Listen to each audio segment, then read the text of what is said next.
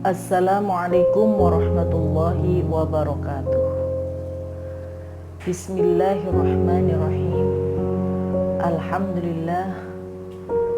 Wassalatu wassalamu ala rasulillah. La hawla wa la quwata illa billah.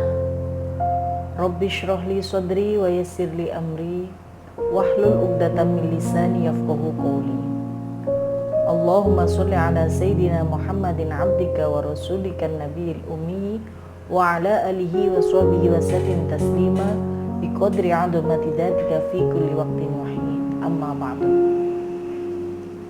Pertama-tama marilah kita panjatkan puja dan puji syukur kehadirat Allah Subhanahu wa taala atas segala nikmat, rahmat dan taufik dan inayahnya kepada kita sekalian, sehingga pada hari dan kesempatan kali ini kita bisa bermuajahah dalam keadaan iman, Islam, dan sehat walafiat tentunya.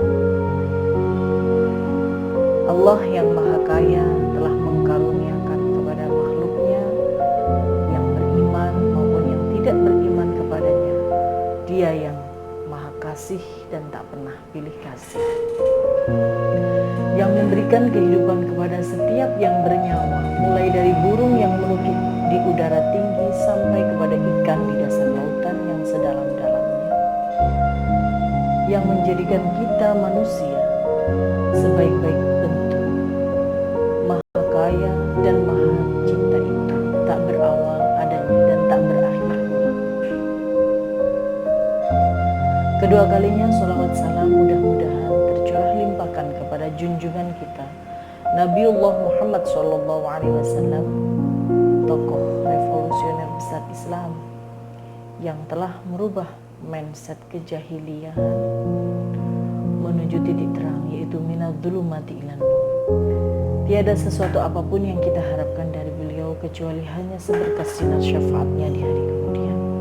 Mudah-mudahan kita termasuk golongan orang-orang yang mendapat siraman syafaatnya itu, dan kita berkumpul dalam satu rombongan dengan para masyayikh dan para pendahulu kita mendapat naungan di hari tidak ada naungan selain naungannya Allah, yauma la dhilla illa dhilluh.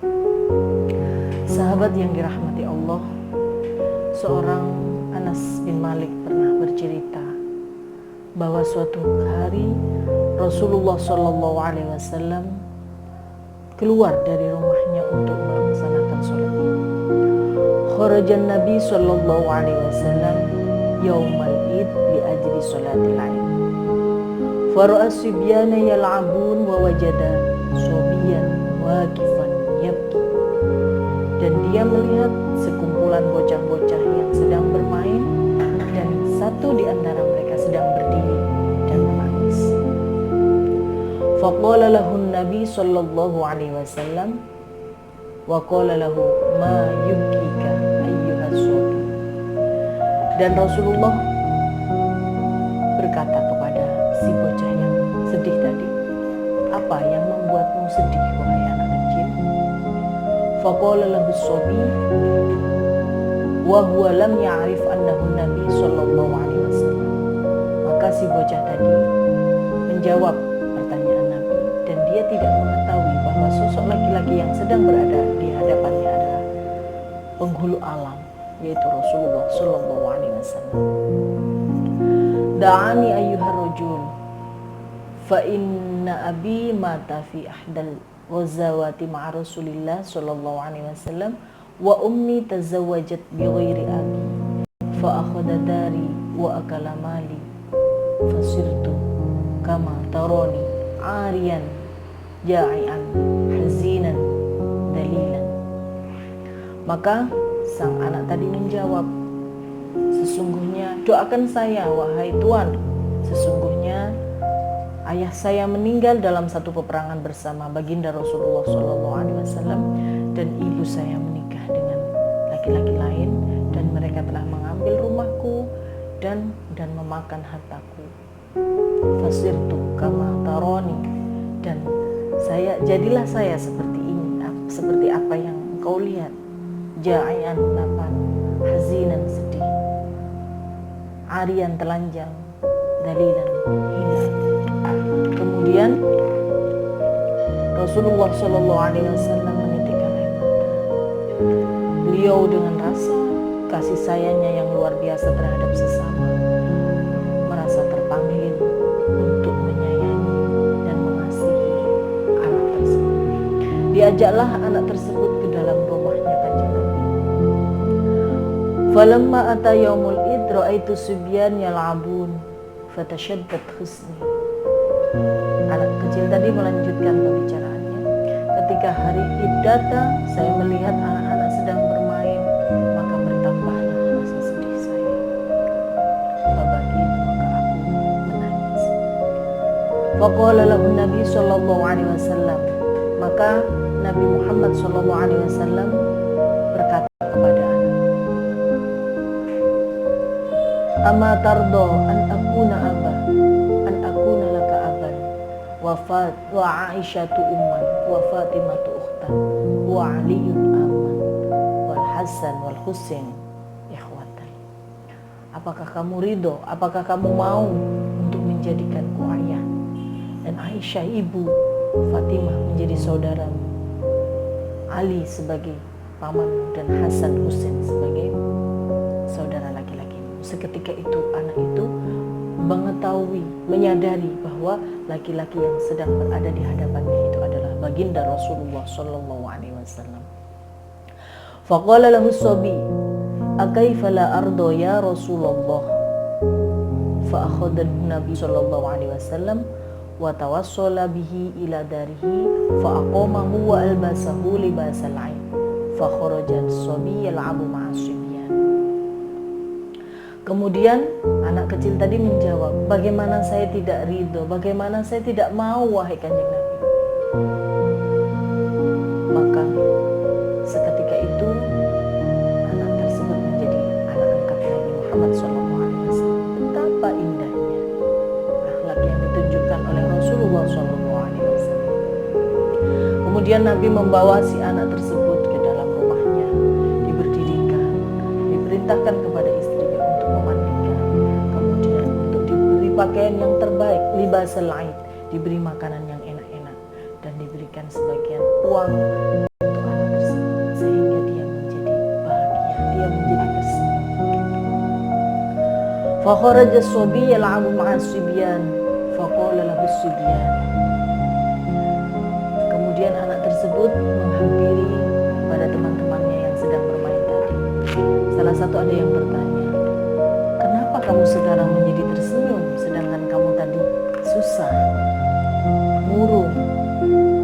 Kemudian si anak tadi, faqala lahum, maka dia berkata kepada mereka, "Kuntu ja'ian fasyabi'an, wa kuntu ariyan fakusid, wa kuntu bi ghairi abin fa asbaha Rasulullah sallallahu alaihi wasallam abi, wa Aisyatu ummi, wa Fatimatu ukhti, wa Aliyun ami, wal Hasan wal Husain ikhwati."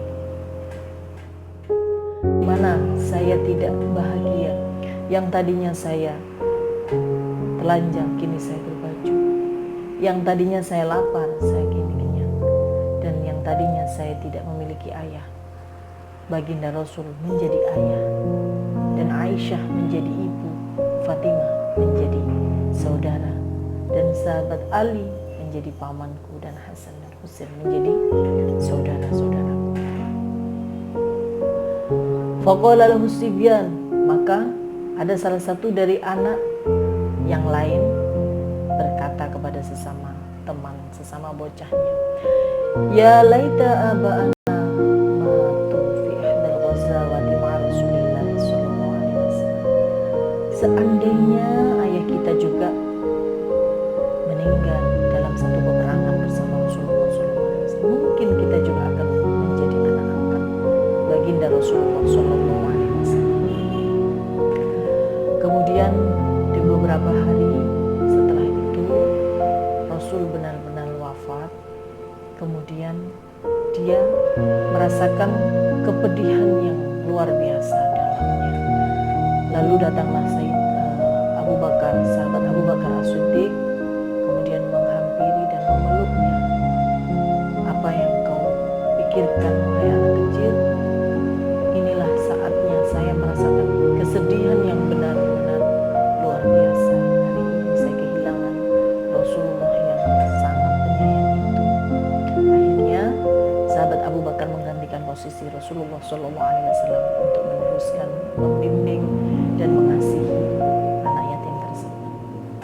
Sahabat yang dirahmati Allah, mungkin ada sebagian di antara kita, di orang-orang di sekeliling kita yang masih merasa kekurangan dengan adanya pandemi wabah yang hari ini tidak hanya melanda di Indonesia tetapi seluruh dunia.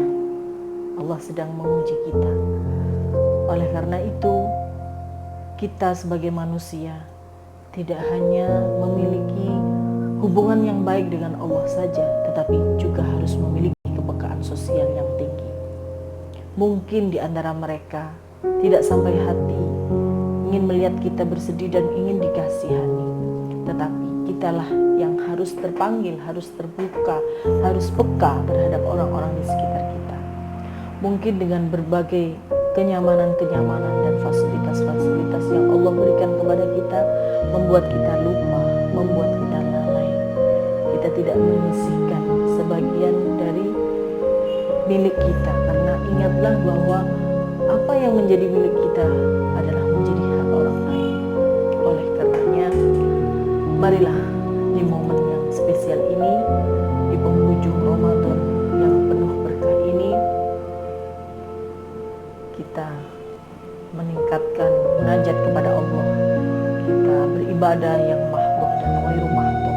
Apapun yang bisa kita lakukan, apalagi sebagai seorang perempuan, kita bisa memanfaatkan momen-momen di luar ibadah yang mahdhah, bisa bernilai ibadah ketika kita meniatkan untuk beribadah kepada Allah. Dan itu yang membedakan perbuatan dengan yang bernilai ibadah dengan yang perbuatan yang tidak bernilai ibadah. Saudaraku yang dirahmati Allah, saya atas nama pribadi maupun atas nama pimpinan cabang Fatayat Kabupaten Nganjuk menyampaikan beribu maaf. Mudah-mudahan Allah mengampuni segala dosa-dosa kita dan kita menjadikan momentum Ramadan kali ini untuk bermuhasabah dan banyak mengintrospeksi diri.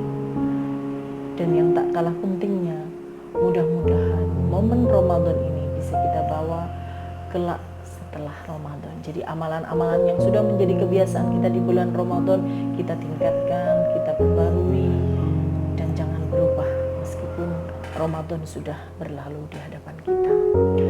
Cukup sekian, mudah-mudahan ada manfaatnya, terutama untuk diri saya sendiri dan umumnya untuk kita semua. Apabila banyak kekurangan, itu murni dari saya, dan apabila ada kebenaran, itu datangnya dari Allah.